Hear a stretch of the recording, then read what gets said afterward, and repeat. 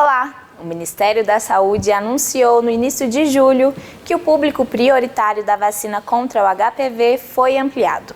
Agora, as pessoas entre 15 e 45 anos que usam a profilaxia pré-exposição ao HIV, conhecida como PrEP, também têm direito ao imunizante.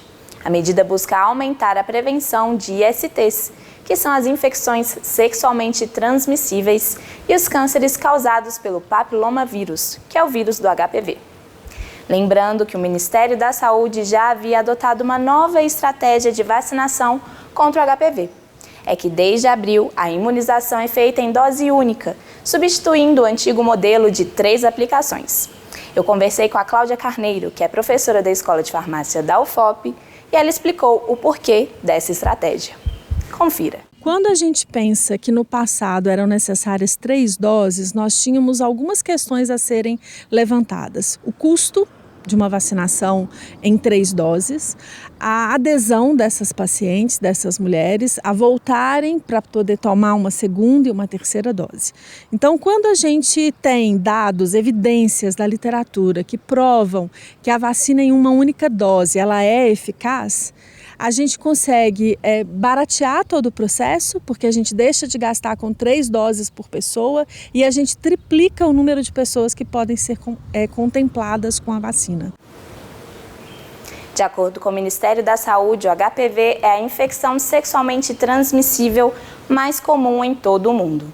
Por isso, a Cláudia reforçou a importância das pessoas tomarem a vacina antes de iniciarem a vida sexual e detalhou quais outros membros do grupo prioritário têm direito ao imunizante. A principal forma de prevenir as doenças causadas pelo HPV é a vacinação. Então, além da gente poder, por exemplo, se prevenir usando camisinha, né, que seria uma forma da gente evitar a infecção, a gente também tem a vacina como forte aliada nesse embate contra o vírus. A vacina é importante que ela seja ministrada principalmente antes do início da atividade sexual, já que a atividade sexual é a principal forma de transmissão. Então, ela é recomendada para o público masculino e feminino, principalmente de 9 a 14 anos de idade, porque a gente garante que esses jovens estejam sendo vacinados antes de iniciarem a atividade sexual, ou pelo menos aumenta a probabilidade de que eles tenham sido vacinados antes do início da atividade sexual. O Ministério da Saúde ele recomenda que pessoas imunocomprometidas também sejam vacinadas contra o vírus HPV, pessoas que tenham sido vítimas de abuso sexual também sejam vacinadas. E hoje, depois dessa novidade de poder passar-se apenas uma dose da vacina, é recomendado aos municípios que eles identifiquem entre as jovens mulheres até 19 anos de idade, aquelas que não tenham se vacinado ainda e que a essas mulheres também seja dado o benefício da vacina. O HPV está associado a mais de 90% dos casos de cânceres de colo do útero e de ânus, segundo o Ministério da Saúde. Além disso, 90% das verrugas genitais são provocadas pelo vírus. A Cláudia explicou quais são as regiões do corpo mais acometidas e detalhou como é feito o diagnóstico das infecções causadas pelo HPV. Acompanhe. Geralmente o HPV ele causa a proliferação das células e o desenvolvimento de lesões com aspecto verrucoso. O aspecto dessas lesões está diretamente relacionado ao tipo do vírus envolvido e quando o HPV é um HPV de baixo risco oncogênico, ou seja, um HPV que tem uma chance menor de levar a uma lesão maligna, a gente tem lesões mais exuberantes, né? Então lesões verrucosas mais exuberantes. E quando o HPV é um HPV de alto risco oncogênico, ou seja, com maior probabilidade de alterar essas células para que elas provoquem uma lesão mais grave, a gente tem lesões que são macroscopicamente menos visíveis do que uma verruga, por exemplo. Então, se nós pensarmos em quais são as regiões que podem ser acometidas pelo vírus HPV, a gente tem qualquer epitélio podendo ser acometido, mas a gente pode mencionar, por exemplo, boca, garganta, ânus, canal vaginal, região do colo do útero especificamente. O diagnóstico ele pode ser feito macroscopicamente e microscopicamente. Geralmente, macroscopicamente, a gente vai ter indícios de que aquela lesão ela está sendo provocada pelo HPV.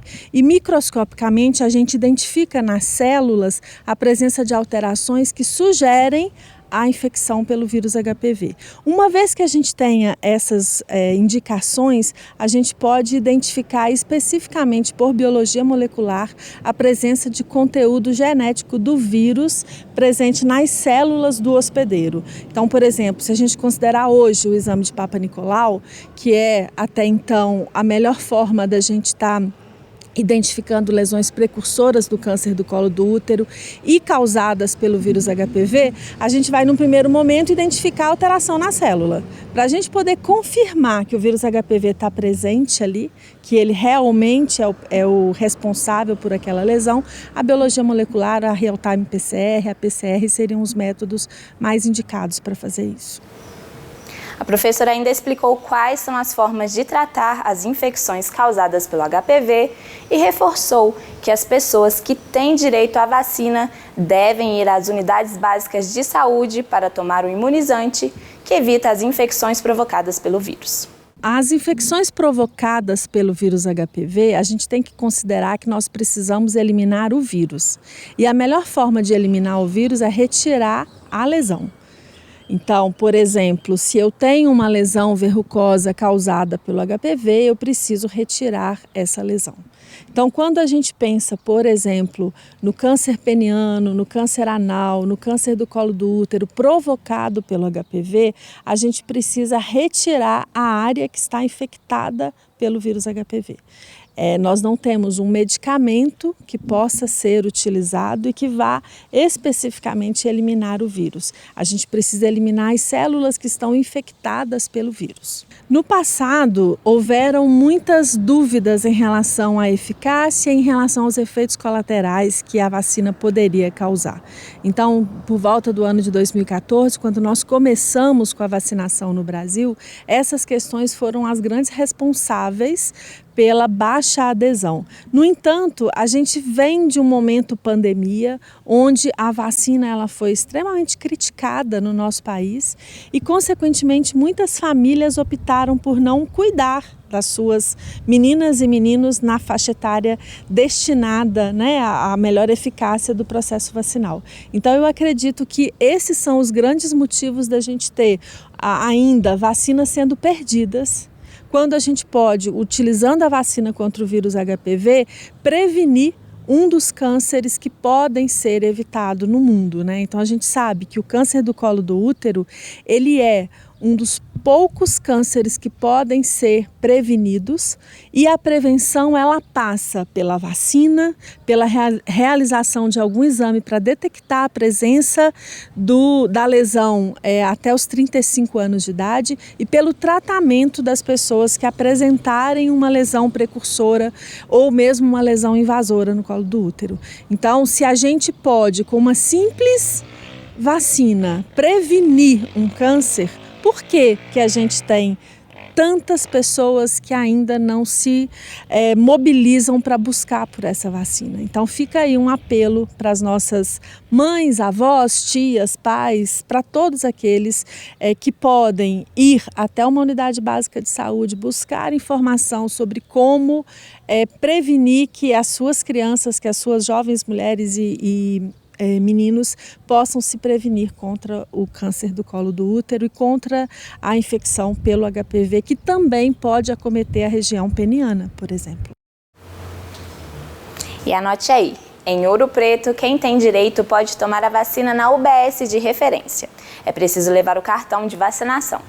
Em Mariana, a imunização acontece na UBS do bairro Cabanas, que fica na Rua Diamantina 368, e também na Central de Imunização, localizada na Rua Santa Cruz 368, no Barro Preto. Já em João Molevade, as vacinas também estão disponíveis nas UBSs. Lembrando que no município é possível se vacinar apresentando o cartão do SUS, o CPF ou o cartão de vacinação. Continue acompanhando a programação da TV UFOP no nosso canal na TV ou pela internet. É sempre bom ter a sua companhia.